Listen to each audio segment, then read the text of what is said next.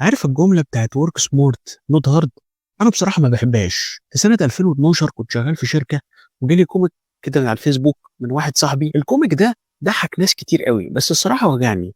ليه؟ عشان الكوميك ده لخص الحقيقة اللي محدش بيقولها.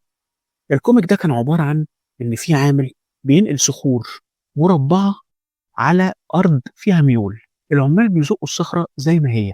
واحد فيهم بقى قرر يفكر، راح نحت الصخرة بدل ما هي مربع خلاها على شكل دايرة، قامت نزلت لوحدها من على الأرض المايلة. جميل صح؟ وفكرة رائعة صح؟ لا غلط. مديره زعق له وقال له ايه اللي انت عملته ده؟ انا اصلا كنت عايزها مربعة. قعد ينحت في الصخرة بايده ويبهدل نفسه عشان يسهل بعد كده الشغل عليه بعدين. يعني الجملة مش صح اللي هي work smart not hard، الجملة الصح work smart and hard. مفيش حاجة اسمها سمارت من غير تعب، مفيش حاجة اسمها خبرة من غير غلطات وشغل كتير.